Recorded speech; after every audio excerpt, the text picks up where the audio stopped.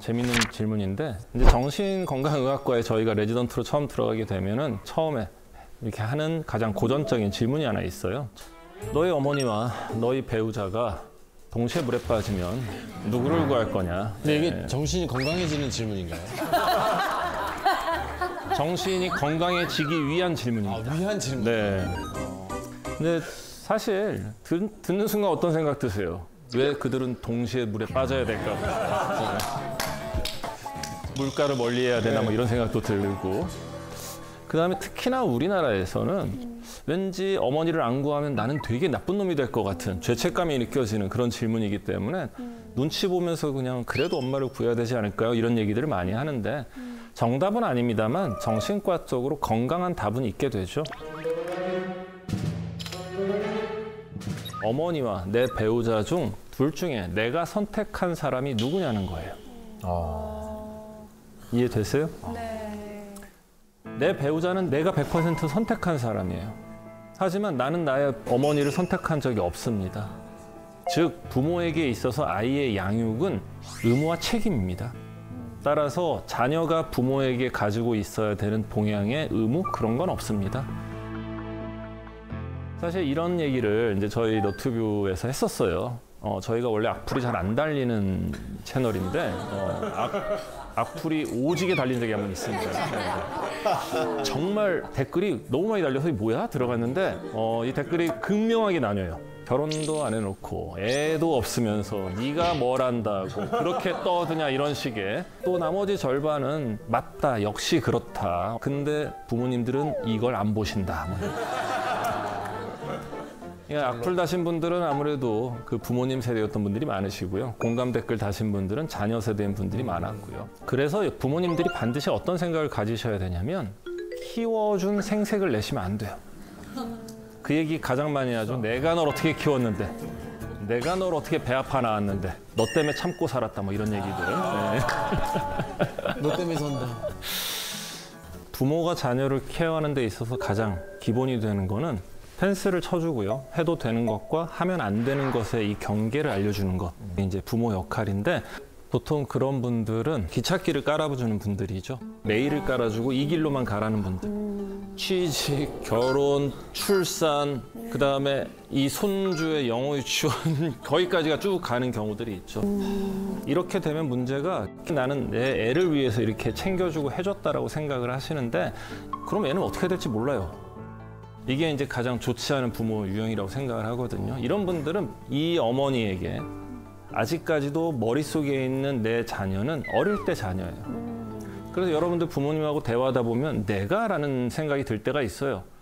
야, 너 이거 되게 좋아하잖아. 내가? 나 초등학교 1학년 때 좋아하고 그 이후로 좋아한 적이 없는데 이런 느낌들. 근데 부모님 머릿속에는 아직도 그 어린 시절의 내가 지금의 나로 자꾸 대치돼서 얘는 이런 애야, 얘는 이럴 거야. 자기가 만든 프레임에 갇혀서 자녀를 바라보는 경우가 굉장히 많거든요. 그래서 지금부터는 자녀가 성인이 되어가는 과정에서 반드시 얻어내야 되는 부모로부터의 독립에 대한 이야기를 해보도록 하겠습니다.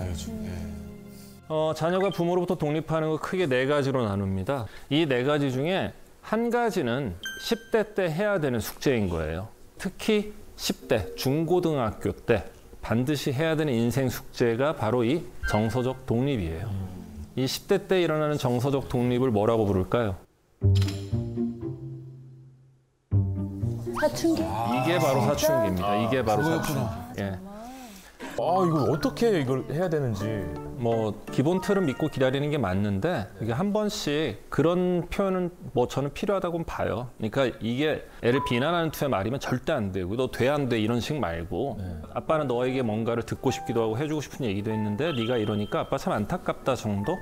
그러면서 가장 좋은 메시지는 이거라고 봅니다. 아빠는 언제든지 이 자리에 있으니까 도움이 필요하거나 네가 아빠 필요할 땐 언제든지 얘기를 해라 정도. 멋있다. 그리고 또 하나는 그 사춘기가 온 자녀에게는 동성애 부모가 굉장히 필요합니다. 그러니까 딸 같은 경우에는 엄마와의 관계, 아들 같은 경우에는 아버지와의 관계가 굉장히 중요하거든요. 이게 서로 성이 다를 때 이해를 못하는 경우들이 많이 있고 특히 사춘기가 온 아들을 어머니가 컨트롤한다 거의 불가능하기 때문에 어렸을 적부터 부모, 특히 동성애 부모와 관계가 좋았던 아이들은 사춘기 때도 어지간하면 스무스하게 더 중요한 거는 큰 사고를 치지 않고 하춘기를 지나가는 경우가 많습니다.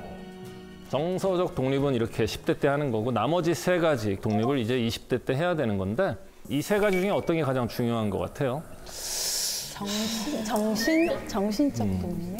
왠지 느낌상 셋 중에 정신적 독립이 가장 중요해 보이죠. 많은 분들이 저렇게 얘기를 하시는데 사실 이 정신적 독립을 하기 위한 전제 조건이 뭐냐면 경제적 독립입니다. 가끔가다 그런 분들이 있죠. 부모님 집에 얹혀 살아요. 근데 물어보면 부모님을 모시고 산다고 그래요. 그러면서 생활비 혹은 월세 아무것도 안 내요. 그러면서 어머니나 아버지가 야, 너 나이가 몇인데 이렇게 나오면은 내 인생 상관하지 마라는 얘기하는 분들. 경제적 독립도 안 됐고 어떠한 의무도 책임도 다하지 않은 채 부모 집에 얹혀 살면서 부모가 해주는 모든 걸 받아 먹으려고 하는 분들. 싸가지가 없는 거죠. 그러니까 이건 굉장히 미성숙한 거죠. 네, 어른 성인으로서 독립이 하나도 안 된 형태. 그럼 그들이 왜 그렇게 됐냐? 대부분 부모가 그거를 아이들이 그렇게 하도록 방임하거나 부추겼을 가능성이 크다라는 거죠. 따라서 이 3가지 독립 중에 가장 중요한 게 경제적 독립. 경제적 독립이 되어야 신체적 독립, 정신적 독립도 가능하게 되는 거고요. 경제적 독립을 위해서 한 걸음 한 걸음 나아가는 게 20대의 가장 중요한 숙제다라고 말씀을 드릴 수가 있겠습니다. 사실 건강한 관계를 유지하는데 부모-자식 관계만큼이나 중요한 관계가 있죠. 바로 연인, 부부 관계입니다. 먼저 한 가지 사례를 통해서 굉장히 건강하지 않은 연인 관계의 모습을 한번 보여드릴 건데요. 한 남자를 만났고 연애를 했으나 그 남자가 바람을 피워서 헤어지게 됐고요. 그 다음에 다른 이성을 또 만났는데 또 바람을 폈어요. 근데 이번엔 이 연애를 끝내지 못하고 이 남자와의 연애를 위해서 주변 사람을 정리해버립니다. 근데 이 남자가 한 번 피고 만 게 아니겠죠. 갑자기 이 남자가 너에 대한 죄책감 때문에 이 연애를 못하겠다라는 말도 안 되는 얘기를 하고 이별을 통보합니다. 근데 문제는 이 여성분이 어떤 고민을 하느냐? 다른 고민이 아니에요. 어떻게 하면 이 남자를 잡고 아직도 포기를 안 했어요? 불안형, 슈퍼 불안형. 어떻게 하면 둘 다 서로에 대한 안 좋은 기억을 잊고 다시 시작할 수 있을까요? 뭐 이런 반응이 딱 이러죠. 속상해. 너무 속상해. 근데 참 이게 안타까운 게 이런 분들이 의외로 꽤나 있다라는 겁니다. 이런 분들의 경우에 가장 흔한 케이스가 구원환상이라는 거죠. 구원환상.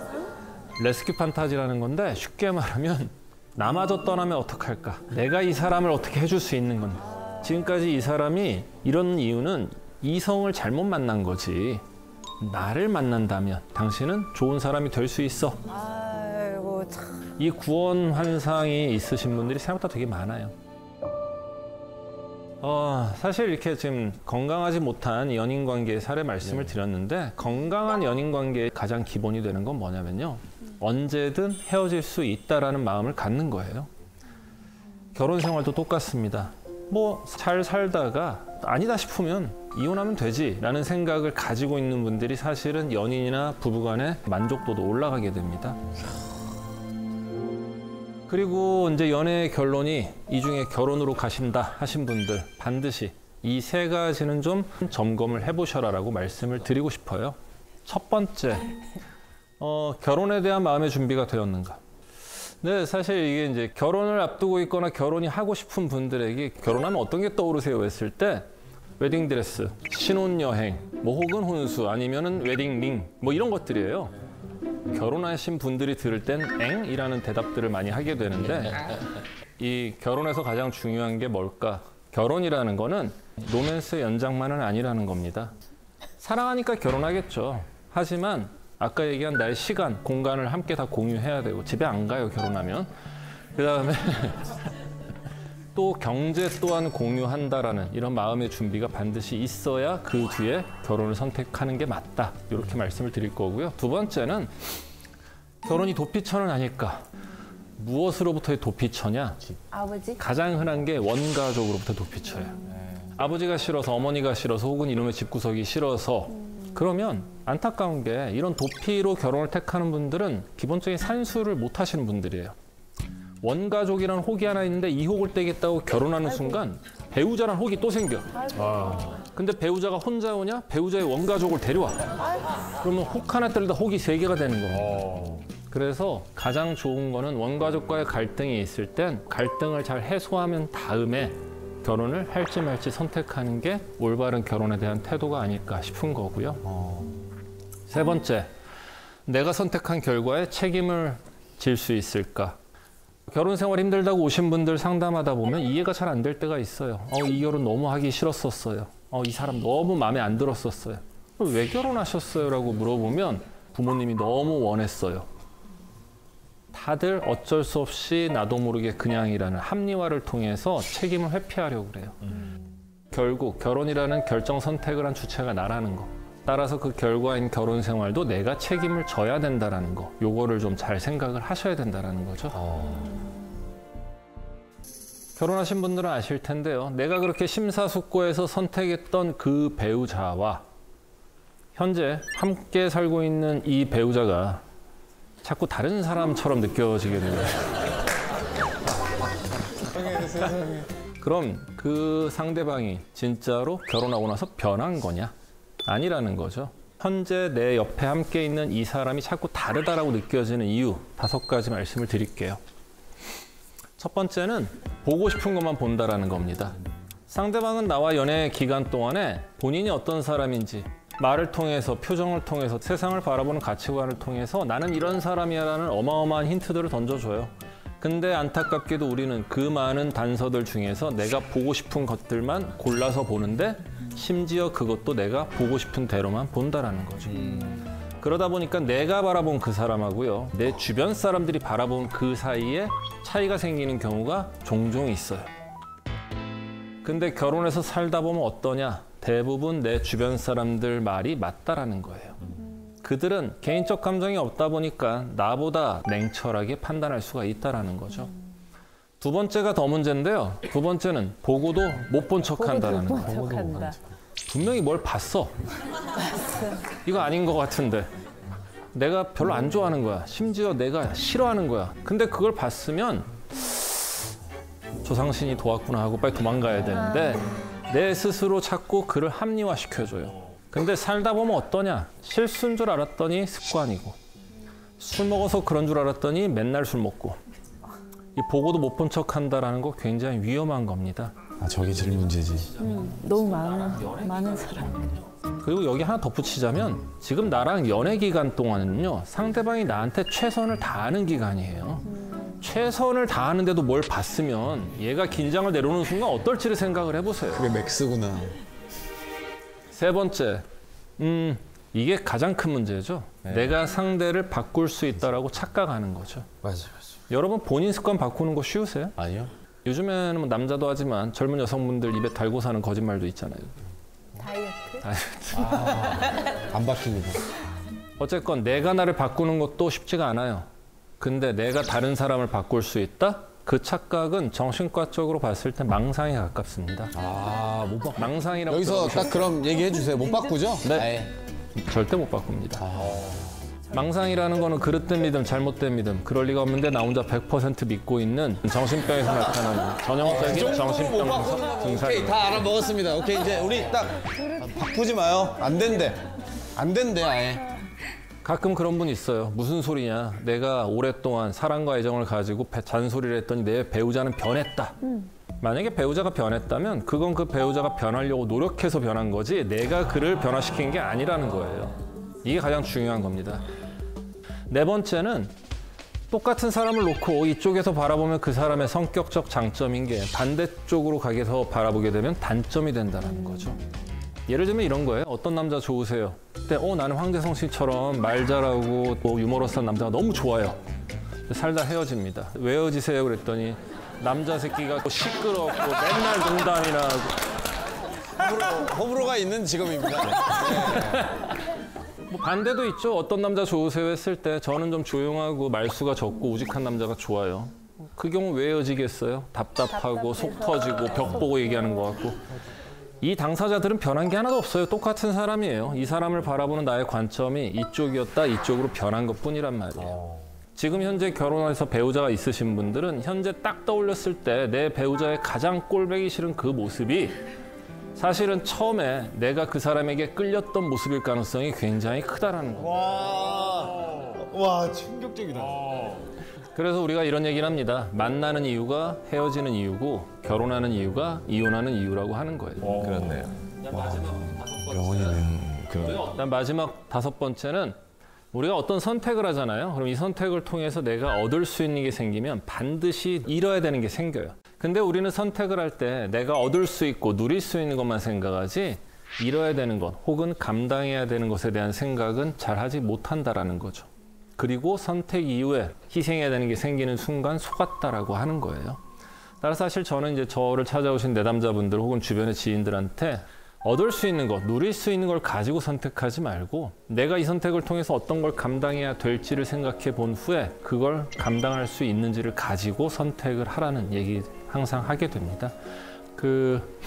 언제 결혼하는 게 좋을까요? 라는 얘기들. 결혼의 정년기라는 게 언제냐? 나이가 아닙니다. 오롯이 혼자 잘 지낼 수 있어야 혼자 있어도 외롭지 않고 둘이 있어도 귀찮지 않다라는 말.